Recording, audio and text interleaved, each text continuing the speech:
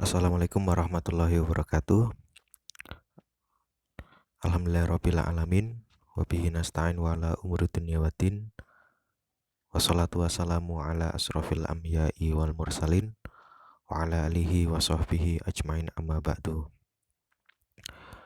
Para pemirsa YouTube sekalian yang dimuliakan Allah Subhanahu wa taala, pada hari ini, tepatnya di malam hari ini, saya akan mencoba memberikan sebuah penyuluhan online, dan dimana biasanya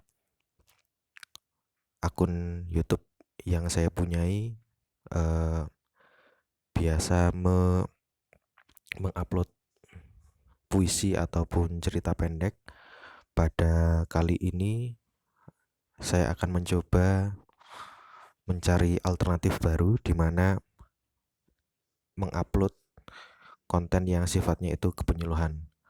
Kenapa saya mengupload konten penyuluhan? Karena di samping saya suka menulis, saya juga adalah seorang guru dan sekaligus seorang penyuluh agama Islam di KUA Selomerto Wonosobo, sehingga mengupload konten penyuluhan adalah tanggung jawab moral saya sebagai seorang penyuluh non PNS di KUA Selomerto Wonosobo. Para pemirsa, para pendengar YouTube dimanapun Anda semua berada, bahwasanya sesuai dengan SK atau perjanjian yang tertulis, memang penyuluh melakukan penyuluhan itu minimal di 2 majelis taklim. Akan tapi ini tidak menutup kemungkinan melakukan penyuluhan lebih dari 2 majelis taklim. Karena sedang ada pandemi COVID-19 yang belum kunjung usai, dan kemudian juga di Wonosobo menempati peringkat yang entah peringkat 1 entah peringkat 2 di Jawa Tengah, sehingga penyuluhan tidak mungkin dilaksanakan seperti biasanya, ataupun kalau misalkan dilaksanakan harus melakukan protokol kesehatan yang ketat. Nah, oleh karena itu adanya YouTube ataupun media sosial yang lain merupakan alternatif bagi kami untuk menyampaikan sebuah penyuluhan. Penyuluhannya bersifat online dan jelas cakupannya adalah generasi milenial atau anak-anak muda yang berusia sekitar 20 sampai mungkin 30 tahun ke atas yang akan bisa melihat konten ini. Baik, untuk kali ini saya akan menyampaikan tentang pengantar radikalisme sebagai sebuah pengantar. Nah, perlu pendengar atau pemirsa ya ketahui semua bahwasanya materi ini pernah saya sampaikan pada saat pertemuan awal bulan Januari di KUA Selomerto, dan itu dihadiri oleh seluruh penyuluh Kecamatan Selomerto, dan alhamdulillah mendapatkan komentar yang positif. Cuma memang nanti perlu dikembangkan lagi sebagai sebuah tulisan, baik itu berupa esai, opini maupun yang lainnya. Dan karena memang keterbatasan waktu, akhirnya kami baru bisa mempresentasikan ini melalui media YouTube.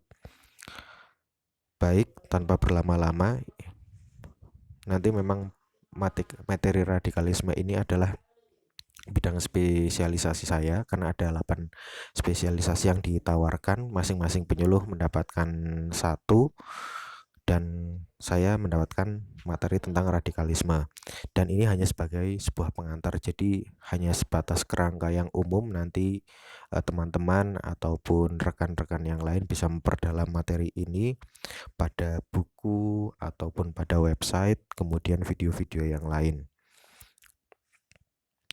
Dan ya mohon maaf jika ada penyampaian yang kurang berkenan, saya mohon maaf. Nah, di bagian yang pertama ini saya memberikan peta. Petanya ini adalah sebagai sebuah pengantar bahwasanya setiap agama, kemudian kelompok bukan hanya kelompok agama, kemudian sekte atau dalam Islam disebut dengan firqah, dan sebuah komunitas memiliki potensi menjadi radikal. Nah, di sini kita tahu bahwasanya di Indonesia itu kalau berbicara agama ada sekitar 6 agama yang diakui oleh NKRI ini. Yang pertama adalah agama Islam, di mana agama Islam ini menurut survei sekitar 88% sampai dengan 90%. Kemudian ada Katolik, ada Protestan, keempat ada Hindu, Buddha, dan yang terakhir agama atau kepercayaan yang disahkan oleh Presiden Abdurrahman Wahid atau Gus Dur, yaitu agama Konghucu. Nah, tidak hanya berbicara pada satu agama tertentu, masing-masing agama dari 6 agama ini, kalau misalkan menafsirkan agama secara tekstual atau apa adanya, tidak memperhatikan konteks, maka akan menjadi sebuah agama yang mendapatkan atau mempunyai penafsiran yang radikal. Bukan agamanya tetapi penafsirannya. Tidak hanya itu, kelompok-kelompok agama pun juga sama. Ada kelompok-kelompok yang mungkin kelompok mayoritas ataupun kelompok minoritas atau komunitas organisasi tertentu.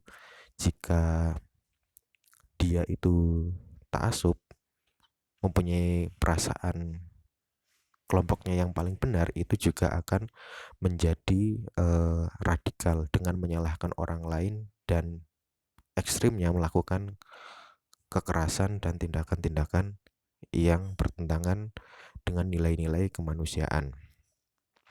Kemudian radikalisme bukanlah ujung dari sebuah paham yang menginginkan perubahan dengan cara-cara ekstrim, baik ekstrim kanan maupun ekstrim kiri. Jadi radikalisme menurut hemat saya adalah sebuah awal, sebuah pondasi bagaimana seseorang atau kelompok orang atau identitas tertentu itu mempunyai sebuah paham, dan paham itu ingin merubah sesuatu dengan cara-cara yang tidak manusiawi. Misalkan seperti tadi, melakukan kekerasan, melakukan tindakan-tindakan yang vandal. Oleh karena itu terkadang radikalisme bisa berubah menjadi seorang ekstremis, vandalis, dan anarkis atas sebuah tatanan politik yang ada. Jadi memang kata kunci yang saya pakai di sini adalah kalau misalkan orang berpikir radikal atau berpikir mendalam, tidak dipermasalahkan. Akan tetapi jika pemikiran itu harus menyalahkan orang lain, kemudian harus mengkafir-kafirkan orang lain, harus merubah atau melakukan cara-cara kekerasan untuk memberontak, nah itulah yang menjadi permasalahan dalam sebuah negara ataupun dalam sebuah tatanan kehidupan berbangsa dan bernegara.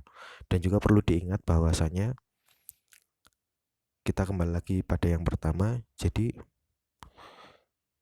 agama itu yang ada di Indonesia memang 6. Akan tapi kalau kita melihat ke luar negeri, di ranah Asia saja itu banyak sekali agama-agama yang mungkin masih asing bagi orang-orang Indonesia, dan agama-agama tersebut itu juga punya potensi untuk menjadi gerakan-gerakan radikalisme yang menghalalkan kekerasan.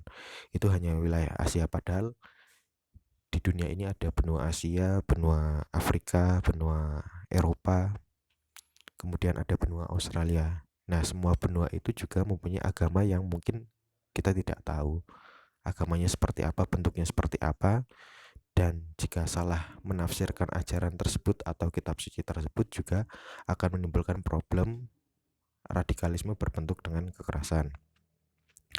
Kemudian yang kedua, pengantar bagian kedua ini nanti bisa teman-teman perdalam lagi. Ini sebenarnya sangat populer kalau misalkan bagi rekan-rekan mahasiswa yang kuliah di UIN atau STAIN. Ini yang pertama, kalau radikalisme dalam sejarah Islam itu menurut hemat saya terjadinya perang Siffin antara Muawiyah bin Abi Sufyan dan Ali bin Abi Thalib, memunculkan kelompok jihadis radikalis atau Khawarij yang mengkafirkan dan menghalalkan darah baik itu Muawiyah sendiri maupun Ali bin Abi Thalib. Sedangkan kubu lain memunculkan pendukung fanatik Ali bin Abi Thalib yang mengkafirkan Muawiyah bin Abu Sufyan secara mutlak, yaitu Syiah Ali. Nah, di sini memang nanti teman-teman bisa perdalam sendiri tentang terjadinya perang Siffin, kemudian proses arbitrasenya seperti apa yang sangat kontroversi, dan kemudian bisa melahirkan beberapa macam aliran-aliran yang ada pada Islam atau firqah dalam Islam. Nah, ini cikal bakalnya ada di perang Siffin. Ini merupakan kata kunci. Dan yang kedua, radikalisme yang terjadi adalah pada saat sejarah Islam, yaitu terbunuhnya Amirul Mukminin Umar bin Khattab. Nah, itu proses terbunuhnya itu juga sangat radikalis, tindakan anarkis. Kemudian terbunuhnya Utsman bin Affan, apalagi kemudian pada saat terbunuhnya Ali bin Abi Thalib. Nah, nanti teman-teman atau pemirsa semua bisa memperdalam. Ini sudah sangat populer, jadi saya tidak akan menjelaskan lebih dalam karena ini sudah sangat populer. Nanti tinggal diperdalam lagi melalui media-media yang lain. Nah, ini bagian yang ketiga adalah aktualisasi radikalisme dalam skala global, di mana saya mencantumkan yang pertama adalah adanya peristiwa pengeboman Menara WTC pada tanggal 11 September 2001 di New York City, Amerika oleh jaringan Al-Qaeda. Ini sudah sangat populer. Kemudian yang kedua, genocide atau pembantaian orang-orang Jerman terhadap orang-orang Yahudi, difabel, dan penyakit kejiwaan karena perbedaan ras. Nah, ini memang pada saat sekitar Perang Dunia 1 atau 2, saya lupa. Yang jelas ini memang ada ada rasa percaya diri atau ada rasa eh, apa ya, rasa keakuan yang besar sehingga menganggap ras lain itu adalah ras yang harus dimusnahkan. Nah, ini memang secara kelam bagi orang-orang yang ada di Jerman, terutama kalau dulu sebelum bersatu Jerman Barat, seperti itu. Ini perlakuan orang-orang Jerman Barat terhadap komunitas Yahudi yang dianggap berbeda. Dan yang ketiga adalah pembantaian ISIS atau Islamic State of Iraq and Syria terhadap golongan lain yang tak sependapat dengan pemahaman mereka. Nah, ini yang sangat kontemporer adalah tentang ISIS, di mana ada orang Indonesia sekitar 20 sampai 30 orang bergabung dengan ISIS. Kalau di Eropa sendiri ada sekitar 5.000 atau 3.000 yang bergabung dengan ISIS. Nah, ini memang problem kita bersama, dan ini adalah problem dunia secara global. Baik, kalau yang keempat, radikalisme skala nasional, yaitu terjadi bom Bali tahun 2002. Itu jelas, teman-teman bisa cari sendiri beritanya, kejadiannya seperti apa. Tragedi Hotel Marriott di tahun 2003. Dan yang terakhir ini saya memasukkan penusukan Bapak Wiranto sebagai Menko Polhukam pada tahun 2019. Nah, sebelum saya menjelaskan tentang apa itu radikalisme, perlu dicatat di sini bahwasanya memang radikalisme itu berkaitan erat dengan apa ya? Ini konspirasi, ini bukan konspirasi dan lain sebagainya. Itu emang sangat erat dengan hal itu. Akan tetapi saya tidak akan membahas terlalu jauh ke sana karena saya hanya melihat bentuk-bentuk dari gejala-gejala radikalisme yang terjadi di sebuah tatanan masyarakat itu aja. Tidak melihat apakah ini konspirasi global, konspirasi orang-orang tertentu dan lain sebagainya, tidak akan membahas ke sana seperti itu. Tetapi ketika ada gejala-gejala atau bentuk-bentuk yang mengarah pada radikalisme, berarti itu yang akan terbahas dalam kajian ini. Yang pertama, jadi apa itu radikalisme? Radikalisme kadang bersinggungan dengan tindakan ekstremis dan terorisme, namun kadang juga tidak bersinggungan. Ini sebagaimana yang tadi saya sampaikan, bahwasanya setiap orang, setiap individu, bahkan setiap organisasi atau kelompok tertentu diperbolehkan untuk berpikir secara radikal, bukan radikalisme tapi radikal secara mendalam. Bahkan seorang mahasiswa di perguruan tinggi ketika dia belajar atau membuat makalah, dia akan berpikir secara radikal, yaitu memahami suatu konsep atau suatu teori dengan mendalam, dengan detail. Nah, itu diperbolehkan. Tetapi yang dimaksud di sini adalah bukan radikal dalam hal seperti itu. Bukan radikal dalam masalah keilmuan, akan tapi yang kedua ini saya menjelaskan bahwasanya radikalisme secara bahasa berasal dari kata dari bahasa Latin radix, Inggris radix, yang berarti adalah dalam. Nah, itu secara bahasa seperti itu diperbolehkan. Tetapi menurut KBBI, radikalisme adalah sebuah aliran politik yang menginginkan pembaruan sosial dengan cara kekerasan. Nah, kata kuncinya adalah dengan kekerasan. Ketika orang atau kelompok masyarakat tertentu menginginkan sesuatu dengan cara-cara kekerasan, maka itu bisa dianggap sebagai tindakan dari radikalisme. Oleh karena itu, yang dilarang di sini adalah bukan berpikir secara radikal, tetapi adalah melakukan tindakan-tindakan keji berupa perlakuan kekasaran terhadap kelompok lain. Apalagi sekarang marak sekali tren beragama tapi secara kekerasan. Nah, yang dimaksud radikalisme di sini adalah melakukan kekerasan, entah ideologinya, entah dengan ideologi apapun, ideologi agama, ideologi politik, ideologi yang lain, itu dilarang seperti itu. Dan sejarah radikalisme ini saya mengutip dari apa ya, dari seseorang. Jadi radikal ini tadinya itu tidak berkaitan dengan politik maupun aliran teologi tertentu. Jadi radikal ini ya memang tidak ada tendensi untuk bernuansa politik, menggulingkan kekuasaan dan lain sebagainya.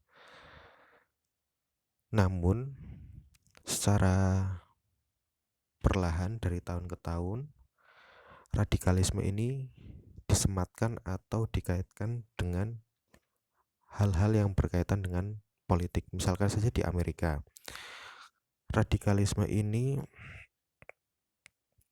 dikaitkan dengan orang-orang yang fanatik pro terhadap Partai Demokrat atau pro Partai Republik, di mana keduanya saling serang melalui black campaign saat kampanye menuju pilihan presiden. Nah, di sini dapat dipahami bahwasanya sejarah di Amerika menjelaskan bahwasanya radikalisme itu tumbuh ketika orang itu menganut punya pilihan partai politik. Misalkan saya memutuskan memilih Partai Demokrat. Berarti secara otomatis karena saya fanatik terhadap partai tersebut, saya melakukan ujaran-ujaran kebencian terhadap Partai Republik, melakukan kebohongan terhadap Partai Republik supaya suara partai tersebut pada saat pemilihan presiden itu rendah. Nah, ini berawal dari sana di Amerika, entah dari Partai Demokrat maupun Partai Republik yang sama-sama saling fanatik sehingga memunculkan radikalisme. Dan saya tadi lupa menjelaskan bahwasanya namanya kekerasan itu tidak hanya kekerasan secara fisik, tapi kekerasan juga bisa secara verbal atau secara perkataan. Nah, kekerasan yang dilakukan oleh orang-orang Amerika pada waktu itu adalah kekerasan yang sifatnya verbal, menimbulkan keresahan untuk orang-orang pada saat itu. Dan jelas namanya kekerasan verbal, radikalisme dalam bentuk verbal memang tidak membuat orang meninggal, tidak membuat orang cacat atau babak belur, tetapi menyebabkan orang dalam negara tersebut terpolarisasi atau terbentuk menjadi dua, dimana kalau nggak Demokrat ya Republik, kalau nggak Republik ya Demokrat, dan mereka saling mencela. Nah, dari situlah muncul radikalisme yang konteksnya sifatnya politis dan akhirnya berkembang kepada agama-agama tertentu yang melakukan kegiatan dengan melakukan kekerasan.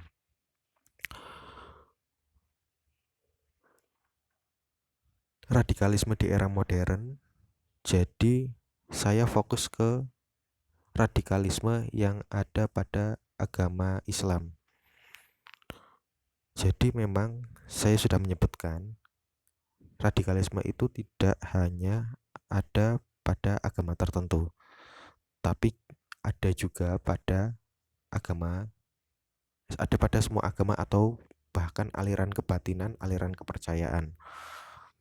Nah, karena memang di Indonesia yang mayoritas adalah agama Islam, sehingga penelitian-penelitian maupun potensi-potensi untuk menjadi sebuah agama dengan penafsiran yang radikal itu agaknya mempunyai potensi besar ke sana, sehingga saya akan fokus ke sini, ke agama Islam. Dan mungkin bisa saja suatu saat nanti saya akan membahas radikalisme, bentuk-bentuk radikalisme yang ada pada kepercayaan ataupun pada agama yang lain. Yang pertama, indikasi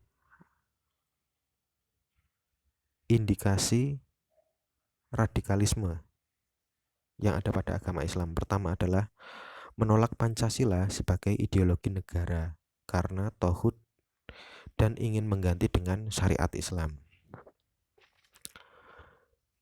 Ini memang menjadi problem serius, dan ini ada pada organisasi seperti HTI, di mana HTI sudah dibubarkan secara organisasi, ya walaupun itu nanti pro kontra tentang pembubarannya, tapi yang jelas memang dari awal HTI di Indonesia sudah menolak Pancasila sebagai ideologi negara, di mana Pancasila ini memang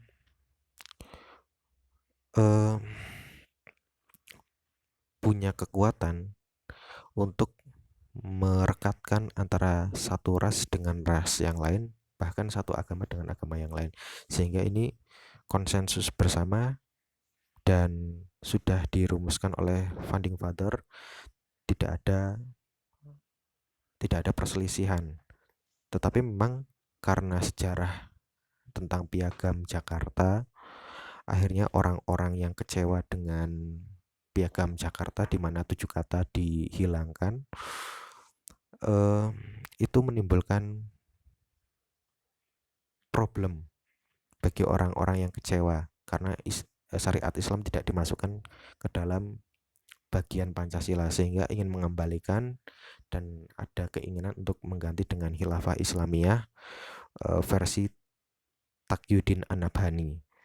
Nah, ini memang indikasi yang paling awal terlihat pada organisasi yang radikal.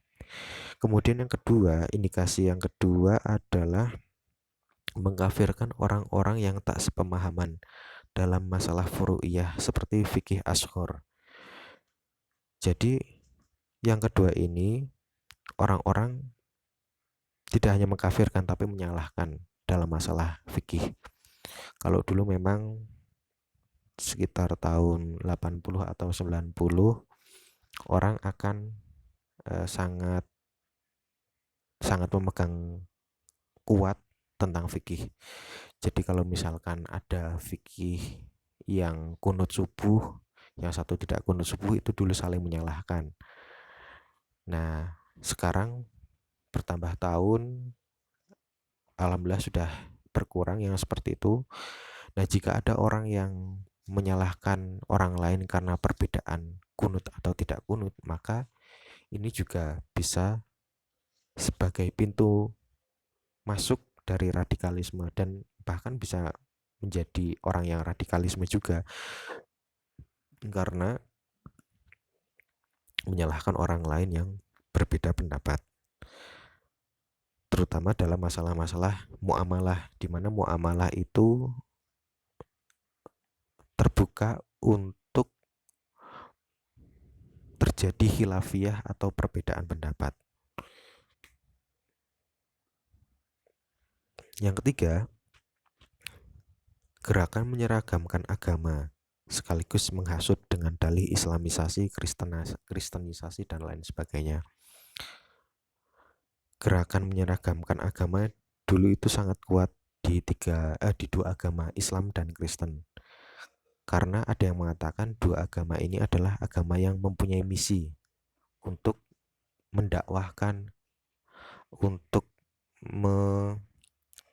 menjadikan orang lain yang belum sama agamanya menjadi sama agamanya dengan orang yang mendakwahkan.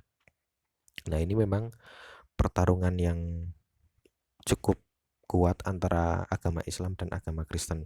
Dimana kalau di Islam sendiri biasanya kalau ada orang yang berbeda agama dengan dia, itu disebut dengan orang yang kafir.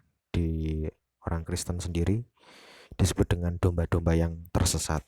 Nah, ada gerakan-gerakan ke sana. Nah, ini pernah diterbitkan sebuah SKP kalau tidak salah. Intinya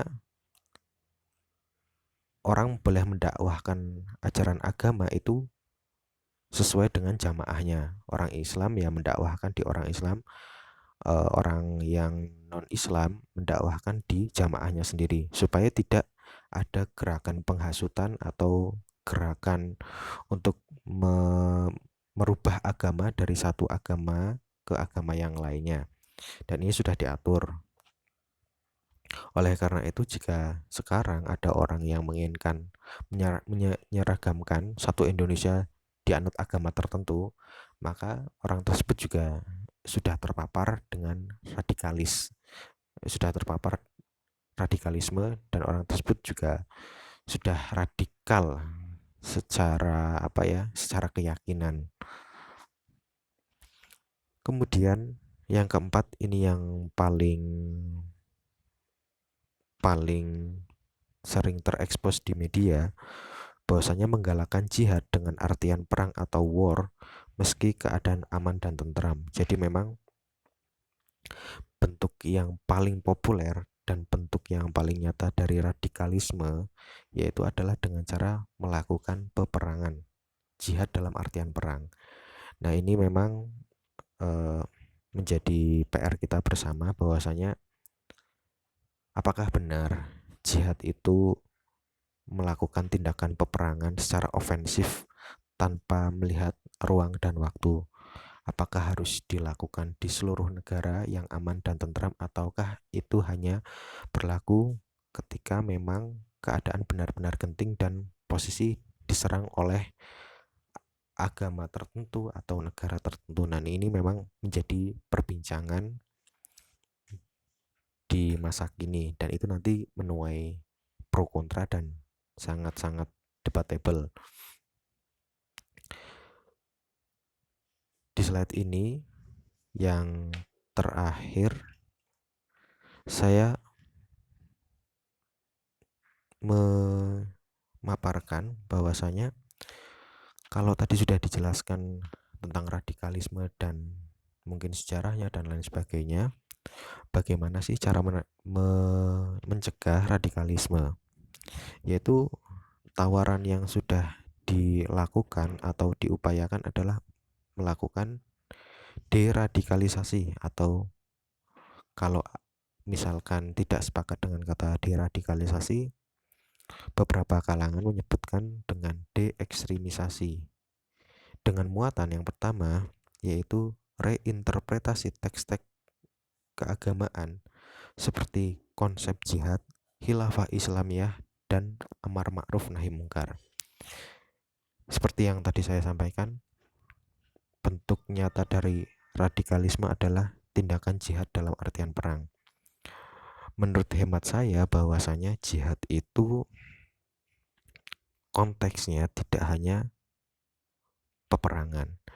Jadi kalau kita berbicara masalah jihad secara bahasa, jihad itu adalah upaya untuk bersungguh-sungguh itu.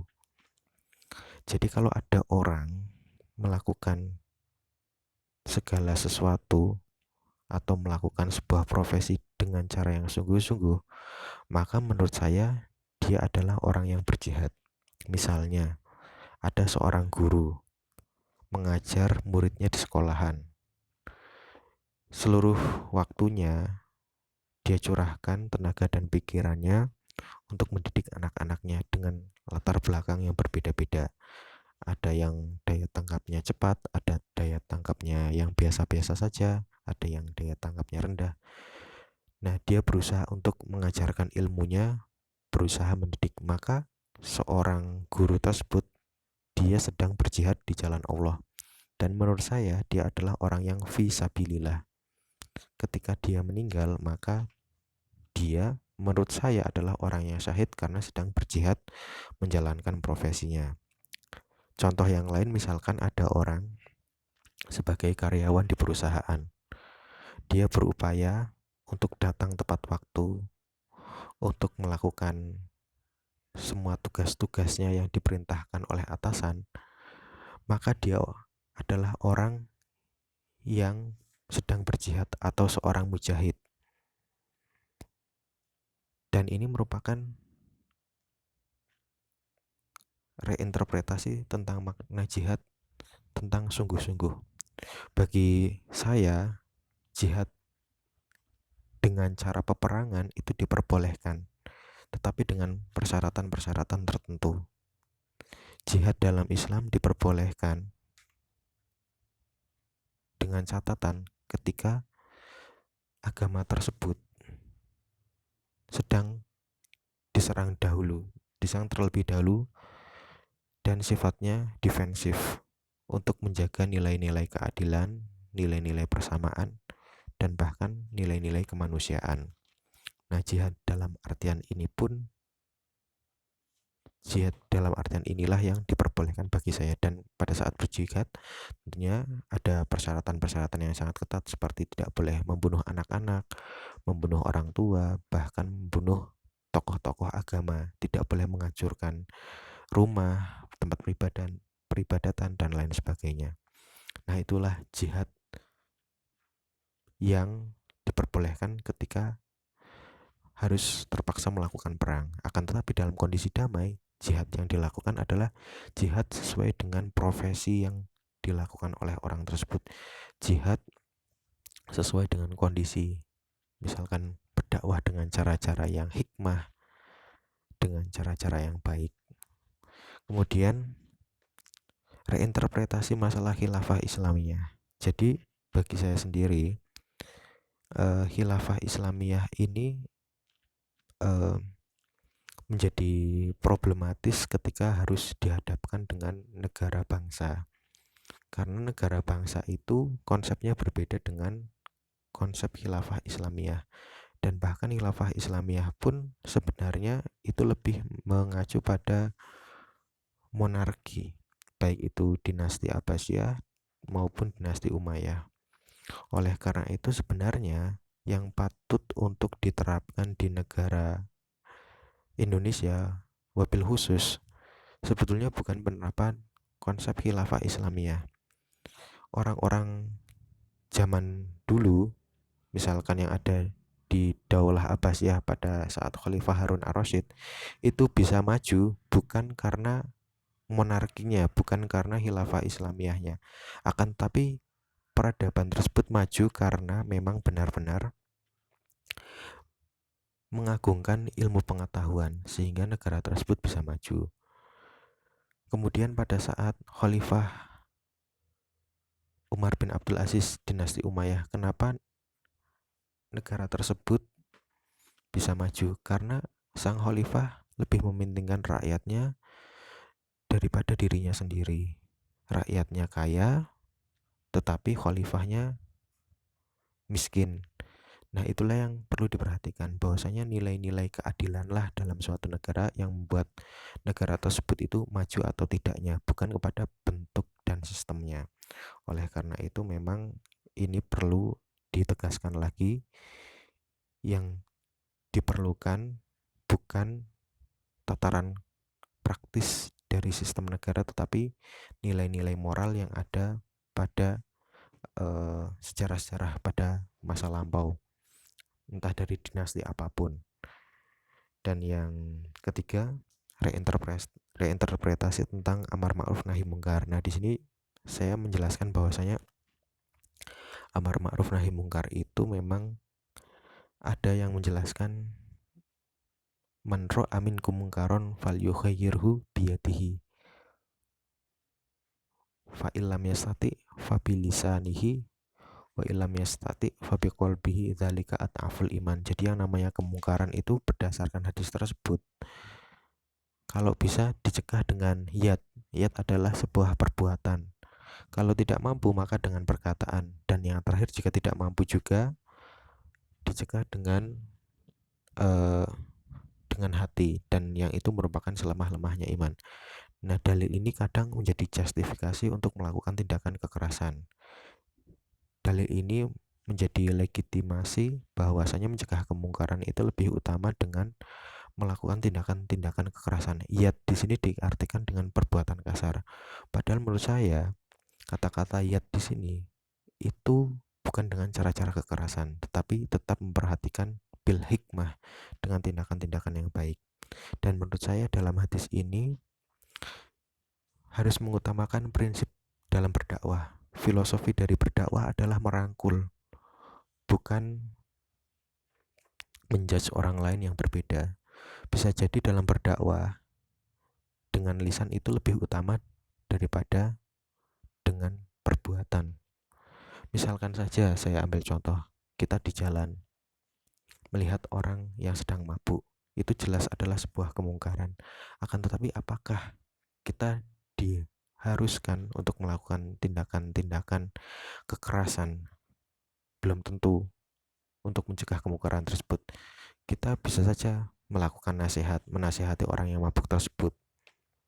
Ataupun kalau misalkan kita terpaksa melakukan dengan perbuatan atau dengan niat, disesuaikan dengan peraturan-peraturan atau hukum yang berlaku di Indonesia atau di negara-negara lain.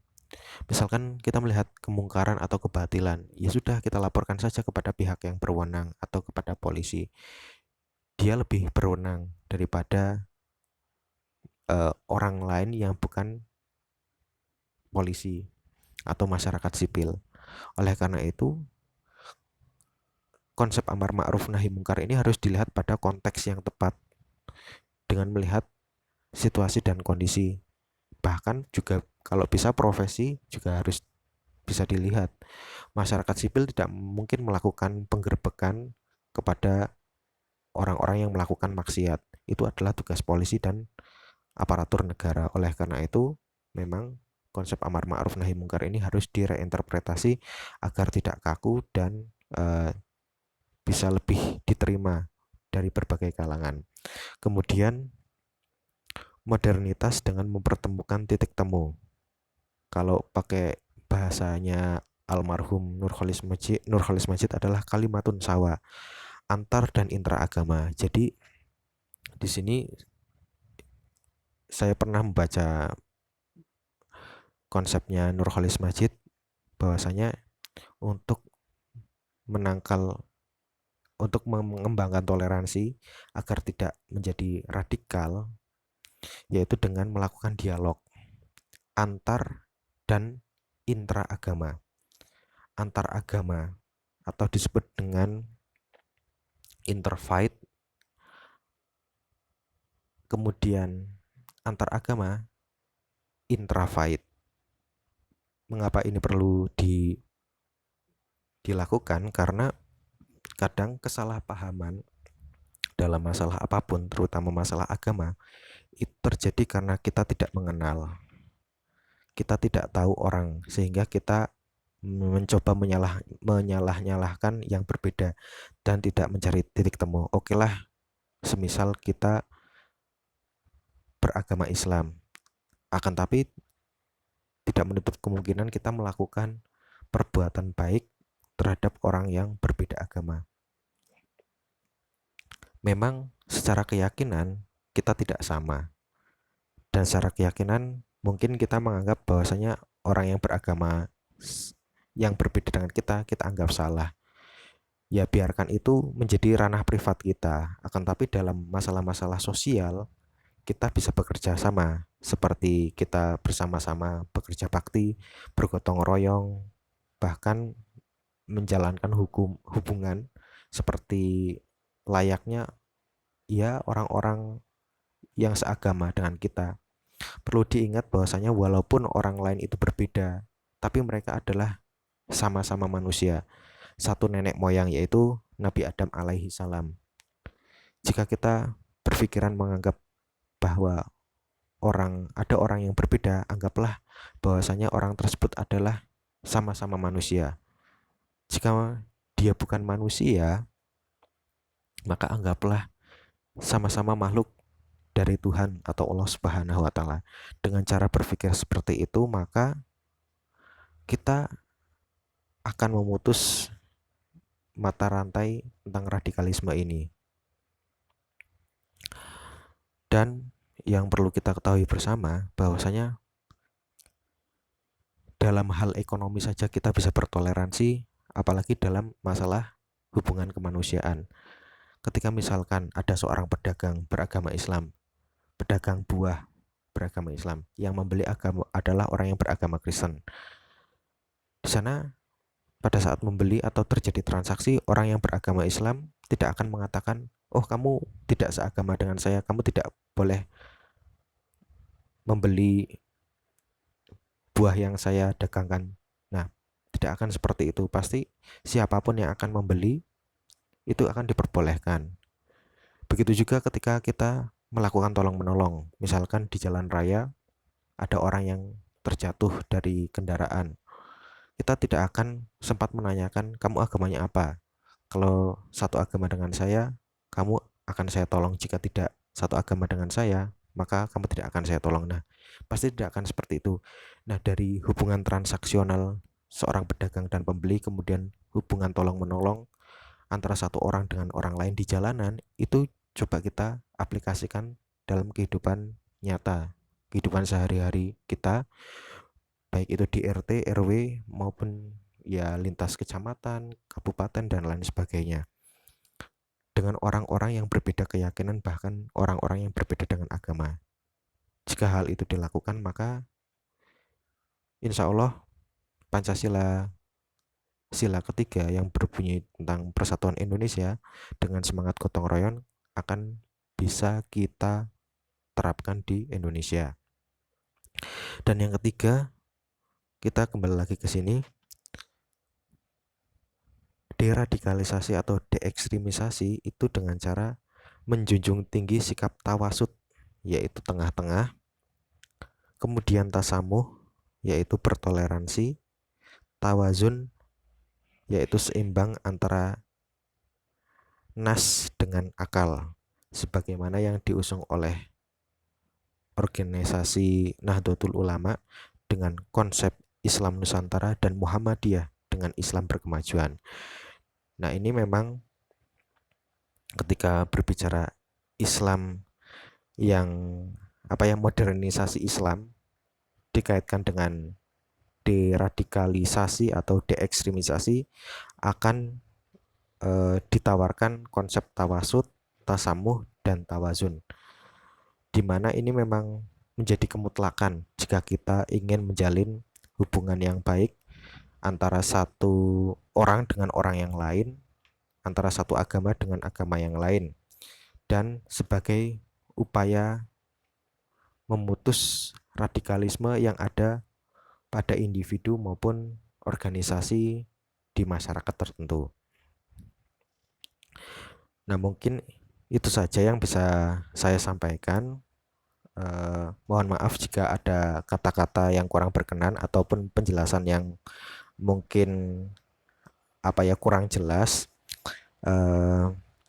Yang jelas kedepannya channel YouTube saya akan saya gunakan juga untuk melakukan penyuluhan online, di mana merupakan tugas utama dari saya adalah melakukan penyuluhan, dan tidak hanya sebatas materi radikalisme. Nanti akan ada materi-materi penyuluhan yang lebih fleksibel, lebih santai, berupa diskusi ataupun bedah buku dan lain sebagainya. Dan yang jelas konten-konten yang berupa puisi maupun konten-konten yang berupa fiksi akan terus saya upload, tentunya melihat situasi dan kondisi saya sendiri. Itu saja, terima kasih. Silahkan teman-teman like video ini jika teman-teman suka, dan silahkan berikan komentar jika ada pertanyaan. Mungkin walaupun tidak bisa saya jawab secara langsung, akan tapi bisa jadi nanti akan menjadi pembahasan di video-video selanjutnya. Baik, terima kasih. Mohon maaf. Billahi taufiq wal hidayah. Wassalamualaikum warahmatullahi wabarakatuh.